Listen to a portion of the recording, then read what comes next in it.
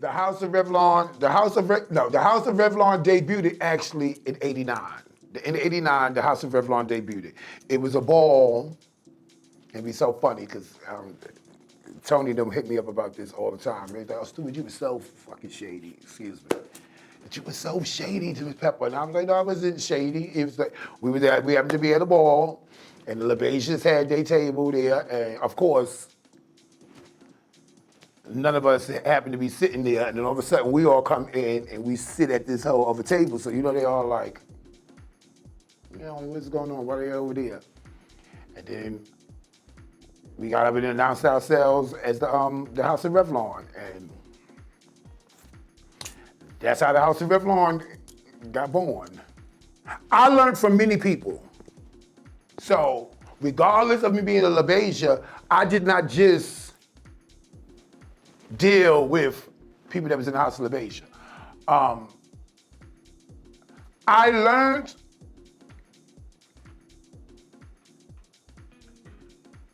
I took bits and pieces from many people to become who I was, actually. So let me put it like that. I watched Miss Pepper. Miss Pepper was like a ballroom gym. Miss Pepper can get on that floor and just make the whole place just go crazy. So I wanted that. I wanted that from Miss Pepper. I mean, I learned that from Miss Pepper how to really bring it. Candy LaBeija, which I learned like the reading and like the shade, how to throw shade and stuff. Shade is, I don't tell you you're ugly, but I don't have to tell you because you know you're ugly. And that's shade. And what I learned from her was that you did not have to spend thousands and thousands and thousands of dollars to come to a ball and win and get the, because she's the one who taught me that you become a character. And that, you become a character at that particular time. You know what I'm saying? You leave you leave Dorian outside, and then you're Stewart LaBeija when you hit the floor. And that's how I learned how to turn it off and turn it on. Even though I was LaBeija, I was always really, really, really, really tight with some people that was in the House of Ebony. And when it came to wanting to run a house, that's where I learned from. I learned from Richard and Larry Ebony. Larry was the father, Richard was the mother. But they had this, they really played like a mother and father. Like they really played like a mother and father. Like if their kids got in trouble at school, if somebody was bothering one of the Ebony's, they came. I mean, like they was like really protectors. In the House of Ebony, the people that was in the House of Ebony, they really acted like they was brothers and sisters. They really was they was tight like that. So I always admired that about them. So, like I said, even though I was a LaBeija, I hung out with a lot of Ebonies. So when it was time for my course to leave the House of Revlon, where I felt that the House of Revlon, because my main thing was just to get a house and put them on the map. But like I said, I never wanted to actually run. I actually never wanted to actually be a father or anything. So once the Revlons got to where they was like one of the biggest houses in Ballroom at that particular time, I felt that my what I had set out to do had been accomplished. So that's when I went to the Ebonies. Okay, this first picture, this is me with, I forgot whose ball, this is somebody's ball. This is a ball here in Atlanta, and I know I was on the judges panel. And that's just me and Brandon Milan, who I actually kind of made one of my kids too, even though he was a Milan, but basically he was up under me. So basically he was up under me, you know what I'm saying? I basically groomed him. Maybe like after 3 years now, he had gotten to the ballroom scene and he started getting the name and stuff. So that was a nice thing to see where now you can sit on the judge's panel now and judge right alongside me because obviously now you done did your thing in ballroom. So that picture speaks a lot of volumes from where he had came from to where he was. Now this is me and the unforgettable one. Danielle, AKA Princess Revlon. So basically this picture was like right after we had basically like opened up the house on Revlon. And like I said, me and Danielle had been friends for years before that. I was friends with Danielle from high school. So this is one of the pictures that me and her had captured together as Revlon. So this baby's like the first year of Revlon. Oh, all right, this was right when we was getting ready to, no, actually this picture is taken at Miss Ava's ball at the Red Zone. And that's with Miguel Revlon, and that was actually like my gay father. And Manny Revlon. So yeah, so this was at Miss Avis's ball at the Red Zone in, I think it was like 88. This is one of my favorite pictures. This is when the Revlons, okay. Even though the Revlons was based out of New York City. But I think they needed a little extra oomph. And Cashmere Ebony, one of the bad femme queens of New York, that era of New York, she had came to me and she said, she had brung these two people, one named Garnett, aka Lisa Revlon, and Neil, who was a big time hairdresser in Baltimore. And she brought it to me and she was like, yo, I want them to, even though now, mind you now, she was at Ebony, but she brought them to me and was like, I want them to be in the House of Revlon. I want you to about them being in the House of Revlon. And they was from Baltimore. And after I met them, and matter of fact, that the picture with me, Miguel, and Manny from Miss Ava's ball, that was the first night that I seen Garnett, Lisa Revlon, walk. And she tore that ball up. Cashmere had sent her through, and they got up in drags, and she was all this red Sonia Raquel outfit. I mean, she just wore the ball out.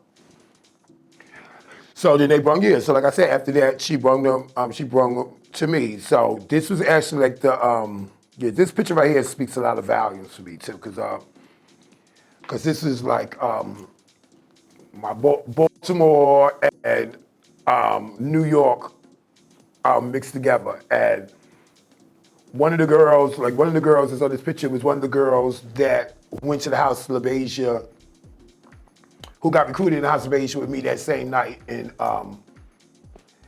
85. And then the rest are basically, people that was from Baltimore, so we had to teach them. And it's so funny, this picture right here, it's so funny because this picture was in the window of a store on Madison Avenue for like 3 years. And I remember before I was out one time and I had people tell me, yo, you that guy that's in that, you in that store on 86th Street. And I'm like, nah. And then come to find out, yeah, it was in the store on 86th Street, yeah. So this picture, this was like the, how I can say, like the real big start of the House of Revlon. So, all right, this is my Philadelphia, and this was one of my good friends, Raphael, who actually was one of the founders and the father of the House of Excellence that came from out of Philadelphia. And they could consider me, but they always came to me to like ask me questions about how getting their house started and stuff like that. So, and the House of Excellence was a big, at one point in time was a big thing in Philly. and this is the father of Raphael's. This was considered to be like, well, I guess you would say, like my face days too, because I was one of the, happened to be one of the butch queens that did walk more than one thing. I was actually considered to be one of the top all around butch queens, which meant that I walked more than one category of the ballroom and won them. It's a difference from walking them and winning them, because a lot of people say, well, they're all around butch queens, but if you're not winning the category, you might be capable of, walking them, but if you're not winning them, then that's a whole different story. Just getting ready to leave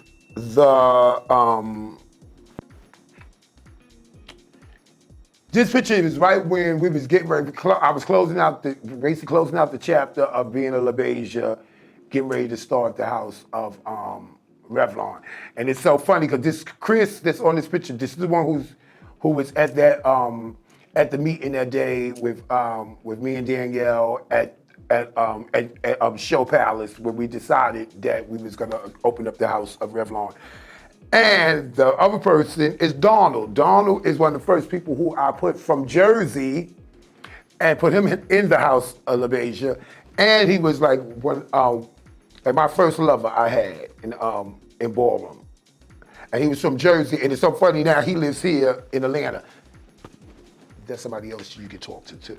Okay. So that was like, so this picture is like right when the chapter of LaBeija was closing and we was about to launch the Revlons. Okay, this is like my favorite pictures of all times. A photographer, Chantel Renault, she had saw us and she kept calling us the Revlon boy. Actually, that's why I came, because she's one of the reasons why I think the Revlon was so struck with us too, because she kept calling us the Revlon boys. She kept saying, the Revlon boys, because we came to one ball one night. It was the Omni, the House of Omni ball at Trax. I think 89? I think it was 89. And it was for Faces of House. And this picture right here was one of the pictures that we had used, and we had them on Revlon bags. So as the bags came out and you turned around, the picture was on the bags. So this was myself, Jeremiah. Jeremiah is the second person who I had mentioned who was at that meeting that day when we decided to do the Revlons too. He was at that meeting with me, Chris, and Danielle too. And then the middle person is, God bless the dead, once again, Tony Millard, one of my childhood friends. That's the person who I actually came out with into Ballroom, into the House of LaBeija, and actually like one out of three of my closest friends that I came out with in the gay life. If I could go back to my younger self, the only thing that I think that I actually would have done a little bit more different is that I would have more of kind of like focused more on my my musical theater career, maybe a little bit more, because it seemed like that once I got into the ballroom and started getting that acclaim and I kind of drifted from my musical theater background a little bit more and got more into Ballroom. I don't feel bad about the road that I had chose for Ballroom, because I had a great time. I had a great time in Ballroom. I really did. I met fantastic people. I built really good relationships with people. And I really had.